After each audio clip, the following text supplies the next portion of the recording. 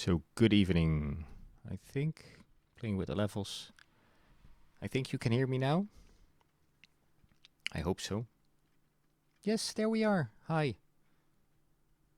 Okay, so there's a piece of software that probably isn't working, and that's responsible for the sound, which is pretty critical. So I have to fix that later. But yeah, there we are. So there's my video again as well. Short recap, we're looking at a card pattern. A card is something you see on many websites these days. It's usually this large single excerpt, I guess. It's a short version of a bigger article, and it often has an image, a title, some text, and it's clickable. Preferably the whole thing is clickable. That's what people like. That makes it easy to use. And what I did on my current website is I have the image in a separate div. I have the content in a div, and there's this URL that's positioned absolute, and it stretches from all the sides to all the sides. So it essentially covers the entire card, which makes the entire card clickable, and that's easy. That's really good for usability. So that's an example of how we can do it. I think I got inspired by the BBC website to do it this way. There's only one downside, is that I cannot select text. See, if I try to start selecting something, I'll drag the image, I'll drag the card, and that's not what we like. But we do like that it's clickable. And what people sometimes do is put the entire card in an anchor, which is not really an option, because then the entire content of the card will become the accessible name of the card. And that's really confusing for people that use assistive technology. Also, like Dragon, naturally speaking, you have so many things that you can mention, except maybe the card name that you really want. Screen readers will struggle with this. So putting the whole thing in an anchor link is not what we like. So what are some other options? Well, something that's really close to this is what Adrian Rosselli has shown us. He has this article that I'm gonna share in the chat once more, because the timing is even better than last time, as people now can actually hear me. I'm gonna scroll down to the basic version of it. So what it says is, let's say you have a card and it ends with something like a read more link. Read more is not the text that you want if you've got all cards called read more, but hey, there's a call to action at the end of the card, and this is a link. What you then do is you give a pseudo element, you add it with CSS. So you say after. I think I can zoom in on this even more. It doesn't need any content, but what you do is you say display block, you position it absolute, just like the link I have, and you make it stretch from side to side. This is pretty much the same result in interaction as we had on my website, except that it uses the text of the link. So read more becomes the entire card, but it's wrapping the entire thing.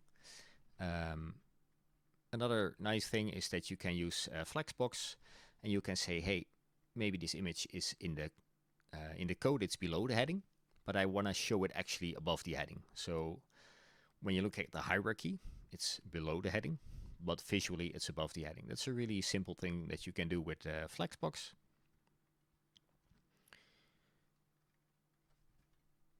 Oh, I'm gonna look at that one later, Sophie. So we've got an example from the chat. That's the card from the Digital Gov Design System.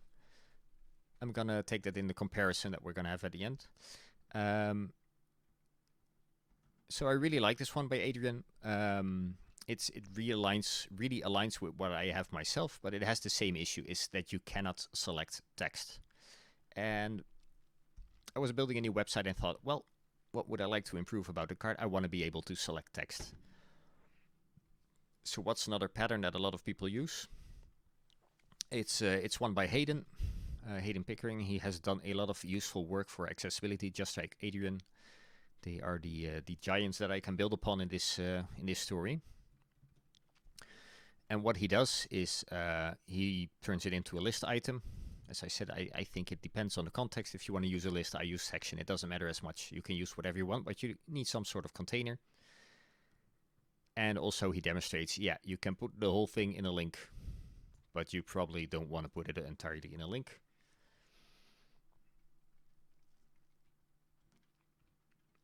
And then he shows that again. And I'm going to scroll down.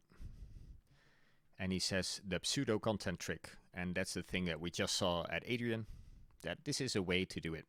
You know, you add a pseudo element and you make the whole thing clickable. I think it's a personally reasonable solution. If you think, hey, this aligns with what interaction I'm going for, that's perfectly fine.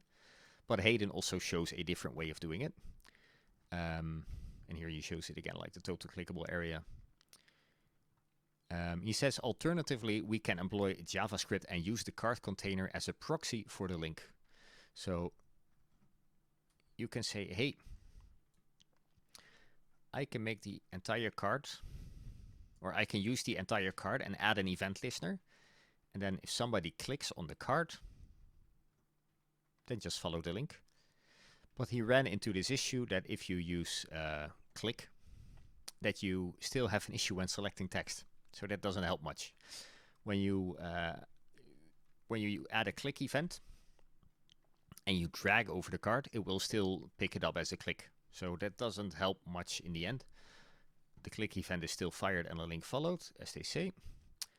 So what you do is you create a separate card mouse down event, and then you get a card on mouse up. So basically you make your own click event. And then you are able to select text. And what he did, and that's where we're going to differ the most in this case, he said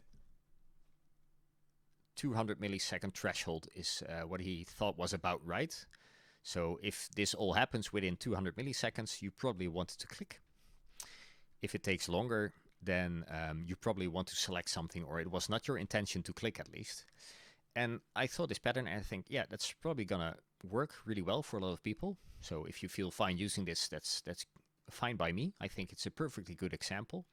But I don't like magic numbers. So it's this kind of programming thing, like there's this random number 200 in there. I thought, what can I do to make sure that this number isn't needed? Because why is it 200 and 210 or 190? It's this whole magic number thing.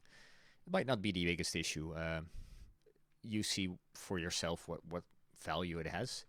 But it was a drive for me to look at something different.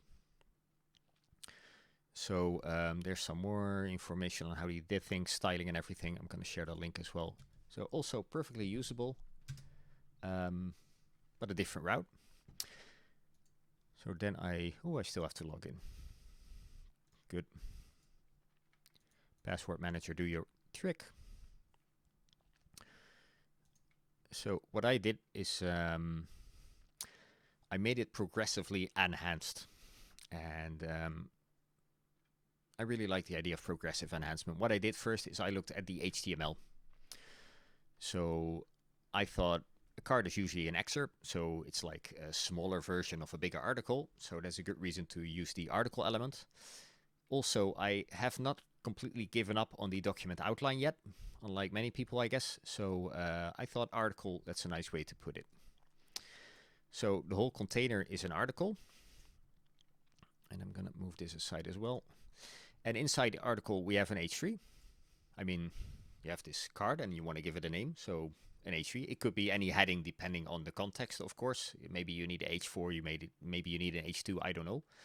Depends on the context, but you need a heading of some type. You want to give this thing a name.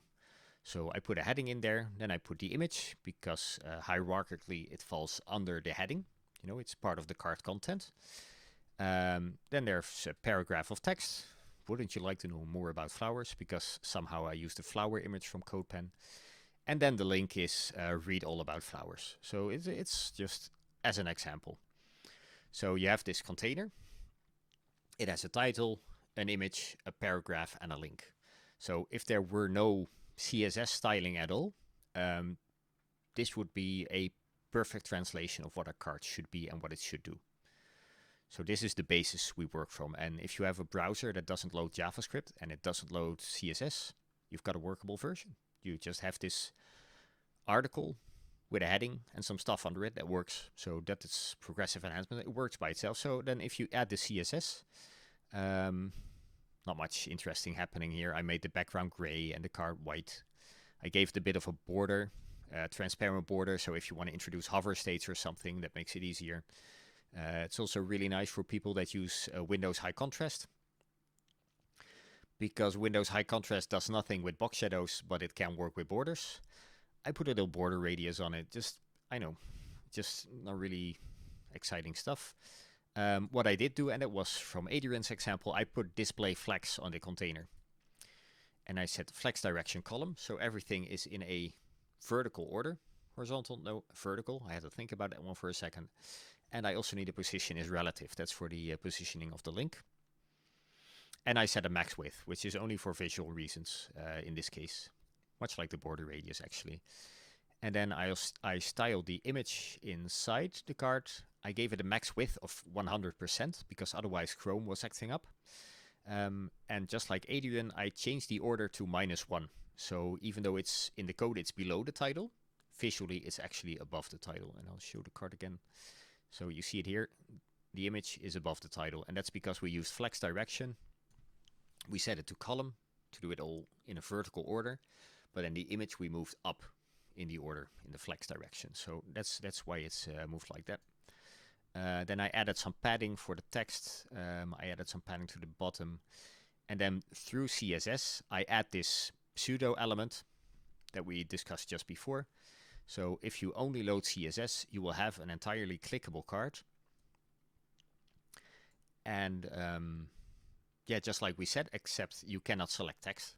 That's the only issue. So we have this pseudo element that's based on the link. So it's the last child of the article.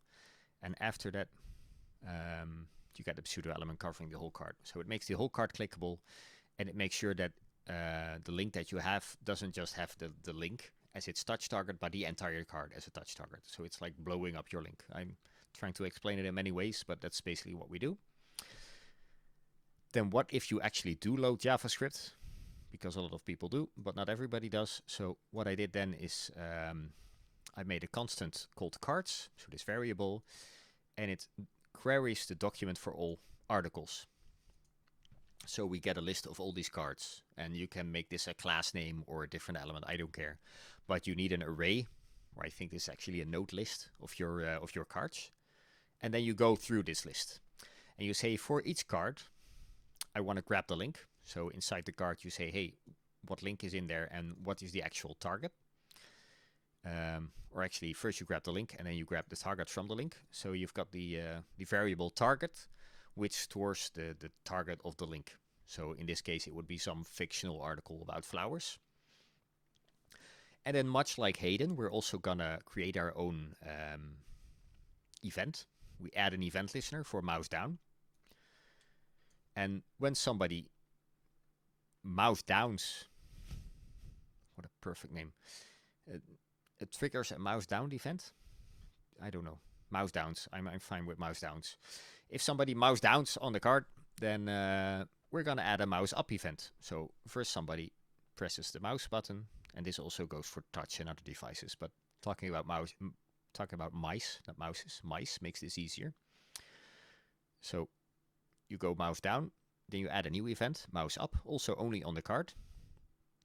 And then when the person goes up again, there's something that I do. It says there's a variable called selection, which I think could also be a const. Yeah, I can make this a const. We don't reset it. And we store what the person has selected. So just like I can select this text, I mouse down, and I'm still mouse down, and then mouse up. And I have this selection, and JavaScript stores this selection. So in the windows.getSelection, you have whatever is selected. And then we say if somebody selected nothing, so the content of this selection is 0, which is no selection at all, then we change the URL of the page. But if somebody did select something, then we're not going to change the location. So that's basically what it does. So now you can see I can select stuff, and it doesn't change. But if I would click stuff, then it would change, but it's not really an interesting URL. There is something to be noted. There's the theory that in theory you can mouse down on the card. then you move your cursor off the card and you mouse up. And then you didn't trigger the mouse up event, but you could then trigger another card and you can sort of confuse the system. But that's only if you know that this is behind it and you really want to find the limits of what's possible. Then there are some holes in this sort of algorithm. But I think for most use cases, this is perfect. And it doesn't use a magic number, which I like. So this gives people also the time, like if they use touch and are not as fast, they can still click slowly. And that's fine as well. So you can use any device at any speed, and a click is just any action where you do not select something. It's even possible to do the mouse down event, move off the card and move mouse up, and then it's not a click. So you can even sort of cancel your click. I even thought about adding like a keyboard shortcut, say escape, cancels your click. But who would know? You know, there's no instruction that escape cancels a click, so it was not really intuitive. I think there's a little added value. But this is the basic version. And then last thing, if your JavaScript has loaded, I add a body .class name called noBlock. So your body gets a class. And what does this do? Well, if there's no block on the body, then your article, so this card, gets a different cursor. So as you can see, I get this small hand, and that's done by CSS. Because to put it differently, I can say this in a clearer way probably. I put a class on the body, and actually I should move this around. I think that's more clearer for the story. We're doing this as we go. I haven't even tested this pattern as much as I would like. But as the JavaScript loads, there's a class added to the body, and when the class is added to the body, automatically a little bit of CSS is applied. One is removing the after pseudo element. So when the JS doesn't load, when the JavaScript doesn't load, we depend on CSS, and you cannot select, but it works. And when JavaScript does load, we remove this CSS non-selectable version by adding content none to the pseudo element. But what we do is we add this mouse cursor in a hand shape to make clear to people, hey, this is a card, and you click the whole thing. There is a downside to this all, which is quite important, I think. It's not a link. So when I right-click on this card, it says view image or copy image, and I right-click on this text. It says save page as. It doesn't say open in a new tab. It doesn't say open in a new window or whatever settings you have. It doesn't recognize it as a link. Only the link is recognized as a link. So if you want a card and you want to open the entire card as in a new tab or something, I think that's possible with the CSS version C. It says open link in new tab, open link in new window, open link in new private window. If you want nobody to know that you looked at my portfolio, that's also possible. So there's the difference, or one of the differences. So it's like all a trade-off, and you have to consider what you prefer. I chose here that I'd rather have selectable text than to be able to open it in a new tab. And I'm going to test this now. I haven't even tried this. What if I press Control? Yeah, it doesn't work on Control click either. So Control click on this. Yeah, that does work. So yeah, there's a difference. It's still a JavaScript event. It's not an actual link. So there are things that make the difference in the user experience, and it's up to you what you like. You know, I like the pattern by Adrian. It's much like what I had. It has the downside that you cannot select, but it also doesn't need JavaScript, so that's really clean. I like the pattern by Hayden as well. It's also really clear, but I don't really like the magic number. So what I did instead is make a sort of hybrid form. Now I'm going to look at the US design system. They also have a card. I've never looked at this before, so I don't know how they do it. Media and header first, or card media. I think this one looks the most like what we had. So it shows a, yeah, that's, Sophie already said it in the chat, and I completely agree with this. If you have a card, and the card has some call to action at the bottom of it, you would be expecting to go to a new page. I think it might even go to a new page in a normal use case. But this is not a link. This is a button. And I can already see that because I right click it and it doesn't show like anything that I want to see. Like I cannot open it in a new tab. I cannot open it in a new window or anything. I cannot bookmark it. It's not what I expect it to be. And also this one is not hoverable. So you cannot click the entire card. I can click on all spots of the card and it doesn't do anything. This one also, no. Is there like a different? No, that's just a new layout. So it's also a card like many cards, but it just doesn't cover the same use case. This is just they follow the visual design, but there has no it has no added value for the interaction. And it's indeed a button, and there are all the container divs for the image and the content. And they even use a header, which is kind of strange because they put it all in a div, but then still use a header. A header is usually what you use with a section or an article if you want to be strict. But they put it in a div, and then the div again is in a list item. So if I would compare them, I would say they don't compare because it's just a different use case. This thing is not clickable. There's no added JavaScript or CSS to make it work, and it doesn't even have a link, which is sad. I'm not sure what BBC does these days, if they still use what I had when I started a year ago. See, they also have these cards, and of course cookie notices. No, less cookies. Strictly necessary, sure.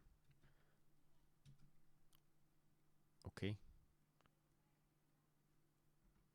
I have no idea how this cookie notice works. What is the added value of using article instead of div? Today, probably nothing. Like an article, especially when it doesn't have a name. I should point that out. This one does have a name. I did article with the area labeled by, so it has a name, and it's named by the heading below it, which is called card title. So the article is named flowers. It is exposed to assistive technology as a landmark. But the amount of added value at this point is really, really small. So you're probably just as well off with a div. But I have this small dream of having some spare time and diving into the document object model. Not the document object, the document outline. It's like this old proposed standard that has been hardly implemented on how you can use stuff like article and section. And I still think it's a really good idea. So I hope in the future there's going to be more support again, but that's my hope. Don't count on it. Certainly don't count on it, no. So what do they do at BBC? So as you can see, it changes into a hand. So that suggests that this entire thing is clickable. If I right click here, it says open link in new tab. If I right click here also. So if I, see I can select. So they probably use something like they did before. I'm gonna inspect it and they still have a link in there. It's actually the title is the link. So they don't have a separate call to action, but the title is a link. And the title does have display block. Do they then have this? Oh, they have two links. Okay, they have two links in there. So the title is a link, but they also have a separate block link. And this block link has a tab index of -1 and is area hidden. So this means that if you use a keyboard or assistive technology, you won't see this second link. But it's basically the same. It has the same name as the first link, except that it's positioned absolute with a z-index of 1, with a top of 0, a right 0, a bottom 0, a left 0. So this is the one that covers the entire thing. And you can also see when I hover it. Let me shuffle the window again. So Elon Musk, richest person in the world. When I hover it, you see that the whole thing is blue. The second link is sort of a fake link. Yeah, it depends. It's a very real link. I mean, it's an anchor element. So it's true in every sense of the way a link. You can click it. I'm now targeting this link. I can open it in a new tab. I can open it in a new window. But it's there for a specific purpose. It's just there to cover the card. And if you use a keyboard or you use assistive technology, you don't need that card-sized link. So then it's hidden, because that's what tab index -1 and area hidden, that's what they do. Tab index -1 makes sure that you cannot focus on this link with the keyboard. So it takes it out of the tab order, as they call it. And the area hidden makes sure that you cannot see it when using assistive technology. It's just completely gone. It's like display none, but for assistive technology. So it's a real link for many intents and purposes, but if you use assistive technology, you would probably not even notice it's there. It doesn't show up in the accessibility tree. So it's not communicated between a browser and, say, something like a screen reader. So that's the pattern by BBC. CNN. I think with all the riots happening yesterday, I probably saw every news website and channel. And this is one of them. CNN was actually pretty accurate in broadcasting, which was nice. Is this a card? I think this... They have these weird article lists. Do they have separate cards as well? Not really, do they? Well, let's see how they did this. They have a link. So I hover this image. It says it's a link. Yeah, open link in a new tab. But it's also a link below. So they have two links. They go to the same thing. CNN is usually not so strong with accessibility, so I'm going to guess it's just two links. And that's not really nice, because that means there are two tab stops. Okay, so there's a link with an image. Chip playing during Poppy Bowl XVII. I'm going to reply to you in a second, Sophie. And then we're going to inspect this. And yeah, this is a separate link. So what the CNN does is they made two links out of it, which adds another tab stop that's really unnecessary. So if I use my keyboard, I see, where does the focus start? Oh, here. I'm now focused on oh, you cannot show my hand, of course. Sometimes I wish that the screencast could show my hand, but so one tab, it goes to the image of Elon, and then the next tab, it goes to the actual title of the article, which is the same thing. It goes to the same thing, and it all has the same purpose. So you tap, tap, tap, tap, and then first it probably goes to the image of the woman. Oh no, it's above the image of the woman. There's a bar there. I wouldn't even have seen it probably. Now the image of the woman and then the link below. So you introduce extra tab stops in CNN. There, I don't think accessibility was considered here. Yeah, so the CNN solution, yeah, that's what I used on my website as well. The BBC, I mean, sorry. I'm gonna BBC, learn how to spell. It even spells itself. I mean, how hard can it be? So what the BBC does, and I think I've got it pretty much the same on my website, is they use, in this case, a list item and a div. It's all good, whatever you need for containing it. They have the image. They have an H3, which is the link. So you can click the link. You can click the heading. You can see the heading. You can tab through it. You can use your screen reader to approach this heading. This heading is a link in all ways that a link can be a link, I guess. And then they have a second link, which is positioned absolute. And you do not see it, like you don't see the link text, but it covers the entire card. And the downside, just like my website, is that you cannot select text, but it's CSS only. And right now I like the solution by Adrian even more, because by using a pseudo element, you only have one link. And that's really clean. Only having one link means less code. If you grab it from your database anywhere, you only have to grab this data once. It's a really clean solution. So yeah, very advisable. But I like the BBC. I checked it last year, and that was where I started from. And I basically copied this. So good inspiration. But right now, if I would look at the BBC, I think the version by Adrian is a cleaner version of the BBC, because it's there's one actual issue, is that you can't select text. They both have that, but the version of Adrian is much cleaner. So if you could pick between the two, I would pick the cleaner version. Yeah. So I guess that's about it. Are there any questions about cards? I mean, there's so many. You see them all over the place these days. And they all kind of use this pattern. Is there another website with cards that I could show? I don't know, websites like news sites use them usually. Washington Post, maybe. Oh, yes, give me the free version. You can notice that I live in Europe. I get all these cookie notices and pop-ups, and Washington Post doesn't really have cards even. Okay. This is a sort of, I guess this is the same pattern as CNN because I can hover over the image and the title, the headings separately, and the text cannot be hovered. So they don't even have real cards. Maybe these? Is this a card? No, probably also the CNN-like pattern. I'm going to inspect it. Why do I think it's a CNN pattern? Well, if I hover over... Ooh, that's too big. If I hover over the image, my cursor changes, like to the hand. And then I put it just below the image. So I'm probably in between the image and the heading right here. And it changes to a normal cursor again. And then I drop it even lower to the heading. And then it changes to a hand again. So probably they use two links because there's nothing in between. I'm going to check the code. Ooh, they call the first one art link.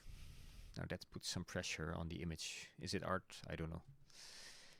But they do have a first one, a link indeed for the image with an alt text. The alt is empty, so then you probably have a link without a name. Wow, that's confusing. So if you would be using now a screen reader,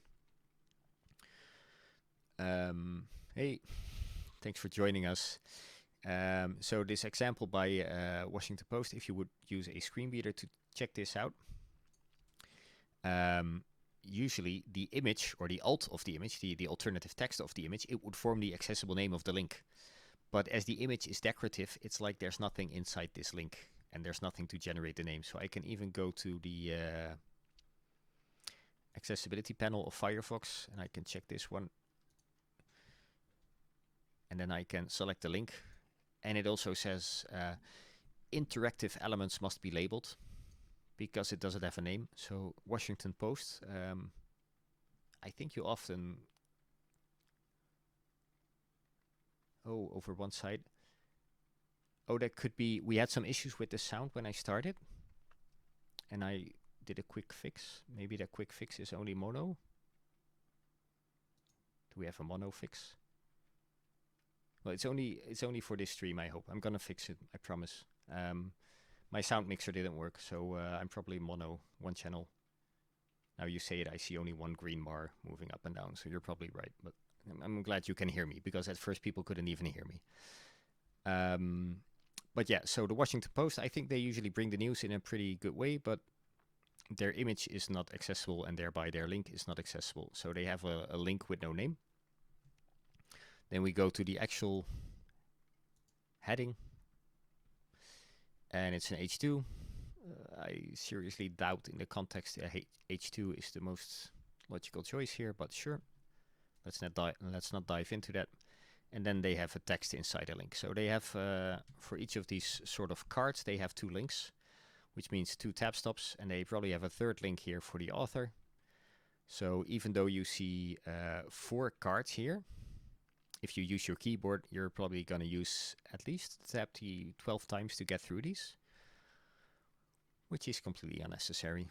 I'm also just going to check a Dutch newspaper for comparison. They have a pretty new website. I also do work for them sometimes, so that's fun. And they also have these cards. I have no idea how they do it. Oh, there's already one thing that you see. As soon as I hover the image, you see that there's an underline for the text below. So that suggests that they are connected in some way. And the hand stays. Whatever I hover, the hand stays. So I'm going to guess that they did make it entirely clickable. If I right click, it also says open in a new tab or a new window. So it's going to be a link completely. But how did they actually do it? So they have a link, and inside the link there's a picture, but also a header element. And what they did is they put the entire content of the card inside the link. Well, this is basically the example that we started with, which is great that we see it in the wild as well. If you browse this website and you hit upon this card, and I'll even show it in the accessibility panel. If you hit upon this card, or this link, I must say, this link is called Media in the VS. Hey, why doesn't it pick up the other text container? It takes the entire content of the card as its name, but strangely, it only takes the big text and not the small text. I probably missed something. Gonna check it out again. Display inline, does that matter? I'm not sure why this part is not showing. So this is kind of confusing. They show visually all the text is in there, but it's not announced. It's a long accessible name. You saw something. Yeah, oh yeah, if it works, but I'm not sure why it doesn't show the rest.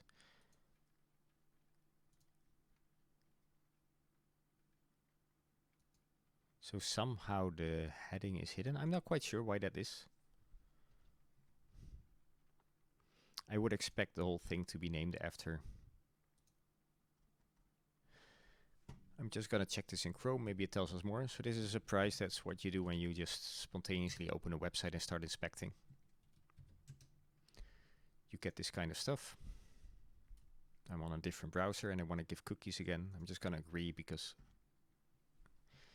I've got like a ton of plugins that blocking everything. So I'm just gonna inspect the card now with Chrome. Why? Because they give a nice impression of how the accessible name is calculated. And maybe we learn even more than we thought before. Okay, I see now why. I could have seen it in the other browser as well.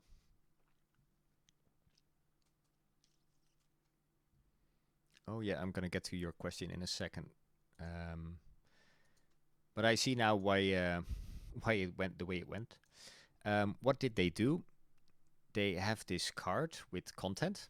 So this one is about the media in the VS, the United States. But then in Dutch, of course, this one is about WeTransfer. And what they did is they took the entire heading and they put it in an area label on the link. So even though usually if you have a link, it will look at the content for a name, they gave it an explicit name, which is the same as part of the content. So it's like a lot of double work. Doesn't feel really solid for me. Not really robust if we talk in WCAG terms, but it works. So probably nobody's gonna have an issue using this. It's just a lot of work that's not necessary. And then a question, maybe for another topic, yeah, we'll see. Is it a heading or not? Sometimes it's just one sentence with no text under it, and yet it is coded as a heading. Yeah. As I showed a little with the card, I think what's important about using headings or not is that headings are for hierarchy. So you can take all the headings out of a page, just look at the headings and not at the rest of the content, and there should be a logical hierarchy in there. And if you put something in a heading, but it's not part of logical hierarchy because there's nothing below there or it doesn't stand alone or whatever, I don't think it should be a heading. I think headings, a big goal of headings is to support navigation of headings. And if it's just content, then it shouldn't be a heading, then it's just confusing. So if something should be a heading, I think that's the first thing I check. And that's also what you often see with titles as subtitles that can be really confusing. That's also, again, going back to the document outline because there's been some discussion about using subtitles as well, but I'm not going to dive into that now. I think I'm going to stick to the card. I'm really curious to hear. So I've had this pattern. I think I can also share the link here just to be sure. Was there something that you saw that you say, hey, Eric, why do you do this? Eric, why didn't you do this? Is there something I can improve, something I can change? Let me know right now and we can discuss it maybe. I already thought the article question was interesting. Why put it in an article? Because it's sort of an excerpt, and I have still some hope that an article will be of value someday. I can even look at the accessible name computation. Does this give me the link that I want? I think so.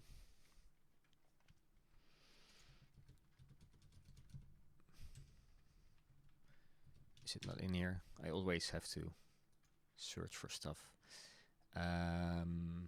Is this what I wanted to look for? No, this is not what I wanted to look for. I didn't want the accessible name. I want accessible names and description mapping. Is this the one? Yeah, the Core Accessibility API Mapping Specification. That's the one I wanted to go to. There are a lot of documents. Maybe I should make a page of pages one day, but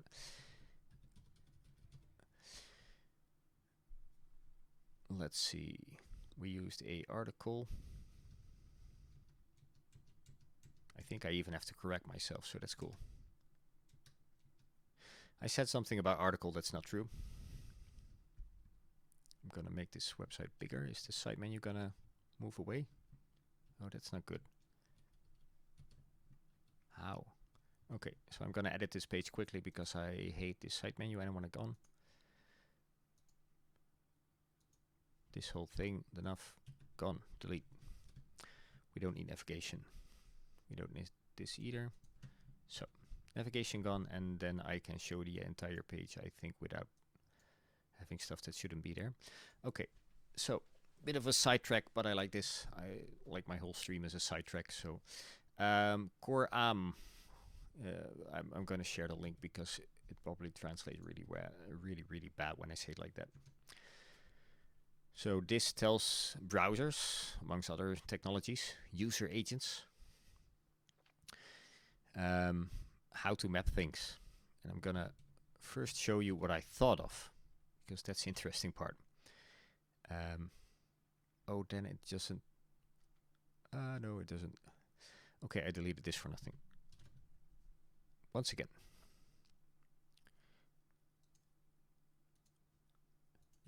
So, okay. I didn't expect to jump to a different document.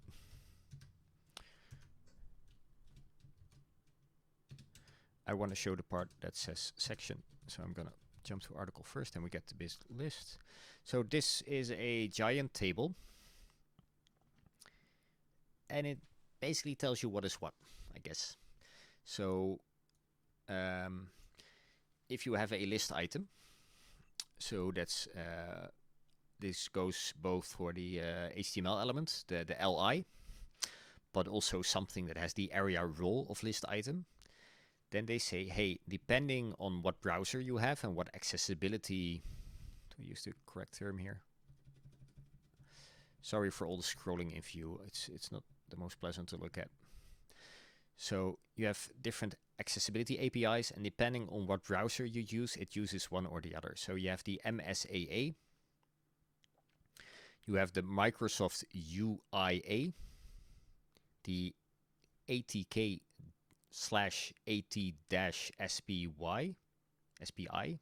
all these catchy names. And then there's the AX API. So you've got all these catchy names, and they are different accessibility APIs. I talk about browsers because that's what we're talking about, but this also goes for other programs.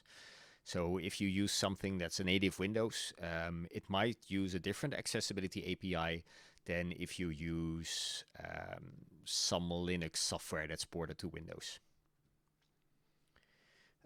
Is this stuff that will be asked in the WAS exam? It's been a long time.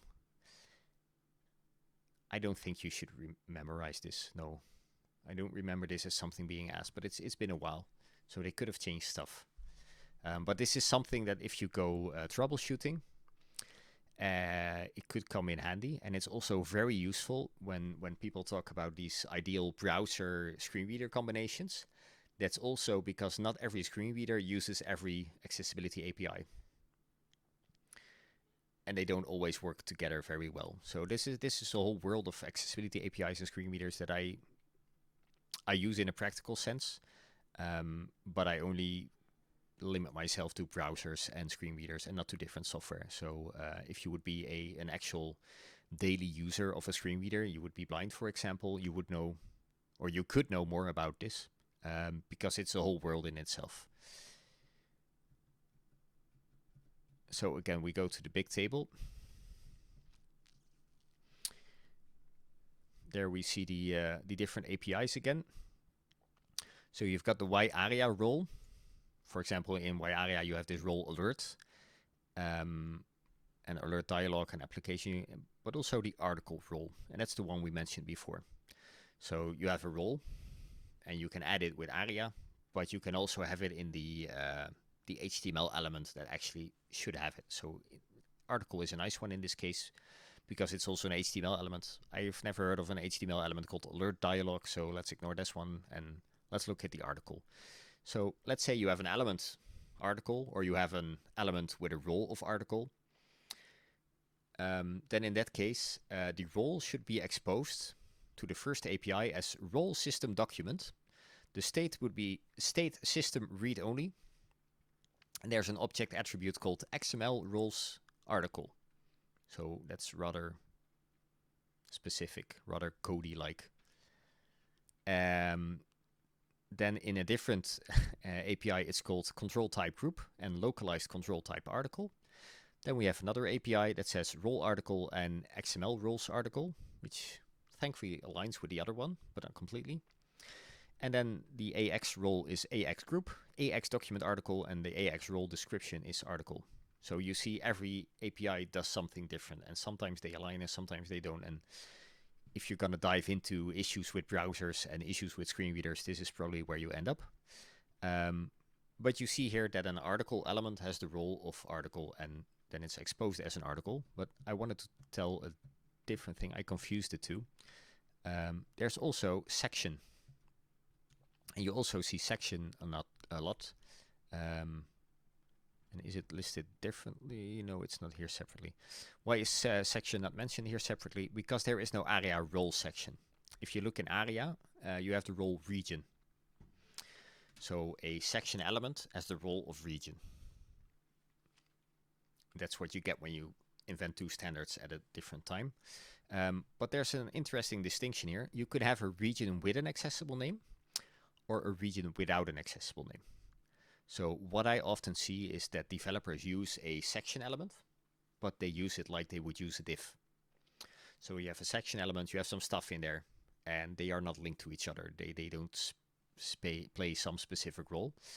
And what this specification then says, if it does not have an accessible name, which it often doesn't have, because it's just like a div, they do not do anything special with it.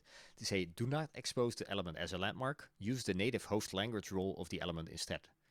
So it's usually nothing. It says, don't do anything. But if you have a region with an accessible name, then you say add role landmark, add a control type group, add role landmark, add AX group. So region and thereby sections are really special. A section with a name is not the same as a section without a name. And yeah, I think there's a lot of confusion about those, but that's I find it really interesting how you can dive into these things and go deeper and deeper. And I'm going to see if there's more role landmarks. I'm not even sure. Search also has role landmark. So you can make a role is search. Let's say you have a page with a form at the top. You can give it role is search and people can use it as a landmark. What else do we have here? Navigation, a bit like search. So you can have a nav element or a role is navigation. Maybe even both if you want to help old browsers. That's also a landmark role. What other landmarks do we have? The main, of course. We have the form. The form in itself is also an element. And content info, which is like the footer. So a footer has the role of content info. I think the name was taken already or something. Complementary, that's the ARIA role for an aside. It's also a landmark. And the banner, which is the same as a header, it also has a role of landmark. So those are all the landmarks. Did I not say? Yeah. So an article does have a role, but the role is not a landmark, and that's a pretty important distinction. So, yeah, as you say in the chat, if a section has a name, it's exposed to the screen reader. That's a good way of describing it, because then it's recognized as a section. If you put a role is group on, yeah, what else can you put it on? You put it on a div, then it doesn't do anything. And if you use a section without a name, it doesn't do anything either. But if you have a section with a name, then it will be exposed to the screen reader. And I'll come back to your question in a second, Sophie. But just saying here that you have some landmarks. So landmarks are just like headings. People can use landmarks to navigate a page. So having clear landmarks and have this clear structure in your page helps people navigate. And so it's good to know what the landmarks are. And an article is not a landmark. Articles are often in the main, and the main is a landmark, but the article itself isn't. It does have role system document, and then let's have a check. What else has role system document? Which is the same as role document. So that's it. There are only two elements with the role system document, and that's article and role is document. And role is document is a whole strange case. We're not going to dive into that now. It's already 9 o'clock. I'm so tired from this week. But you have, this is also more into assistive technology. You have a role is application, you have a role document, and the way your screen reader, for example, handles this is different. So it's easier to browse through something that has a role of document than it is to have a role of application. And there are some known issues with this. So if you, for example, create a dialogue and you want to isolate it properly and make people navigate it like it's a normal document, then you also need role as document. But that's a whole story in itself. So I'm just going to ask or answer the question by Sophie. How difficult is the WAS exam? So WAS, W-A-S, Web Accessibility Specialist. International, caps lock. International Association Accessibility Professionals, I think. I always have to think about this one.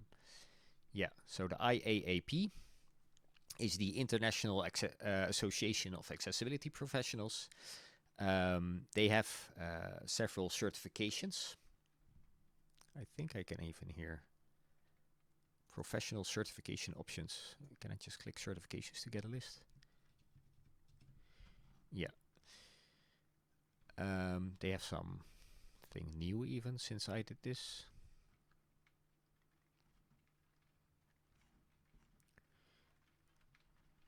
Let me check. I'm very bad at abbreviations. So they have the CPACC. It's often abbreviated like that, which is a certified professional in accessibility core competencies even. And then they have the WAS, which is Web Accessibility Specialist. And I have this certification, Web Accessibility Specialist. I was actually the first in the Netherlands. I ran into it, I guess, a bit lucky. I was at the Funka conference in Stockholm, and there were some people from the IAAP there, and we got to talk, and I thought, like, yeah, I've been working in accessibility for a while. Why not take a certification? Show people that I actually know what I'm talking about. That would be nice. So I did the WAS exam.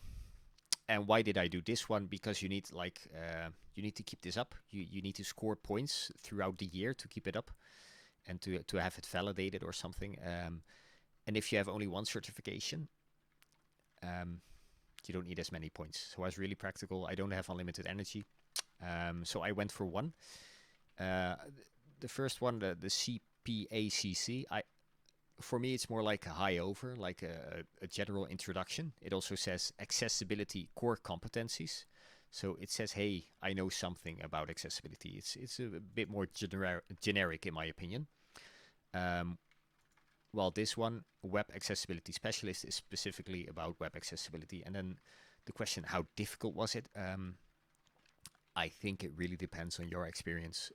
What stood out for me is that there were a lot of questions about how screen readers work and like keyboard combinations that you can use while using a screen reader. You either have to learn these specifically or use screen readers on pretty much a daily basis if you want to know these. This was for me one of the things that stood out. But a lot of these things that are part of this test are just, if you work with accessibility daily, then it really feels like you're doing something that's an extension of your job. But if you have to learn for this, I think it could be really hard. There's a lot that you need to pick up. It covers a lot of subjects, and yeah, I think you should really focus on there's this link here as well, the body of knowledge that I looked at as well when I was studying. I think it's really, there's a connection between the body of knowledge and the test that makes the body of knowledge basically essential. You cannot do without reading this.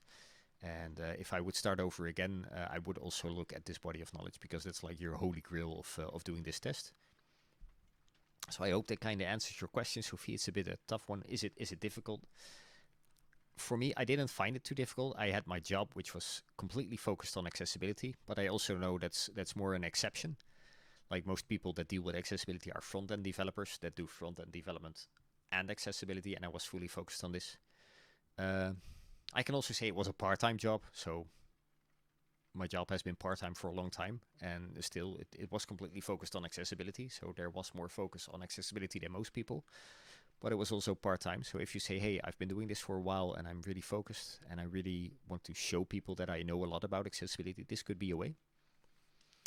But I see now that I've already talked over an hour. Maybe we don't have sound for over an hour, but I did talk for over an hour. So I'm gonna shut things down again. And I'm gonna wish you all a good night or a good day or wherever you are, and enjoy the rest of your time. Thank you very much for watching. Next week, I hope again to have a guest. If there's anybody you would like me to invite, if you want to ask somebody questions, you want to give somebody a podium, let me know. And we'll see you again next week.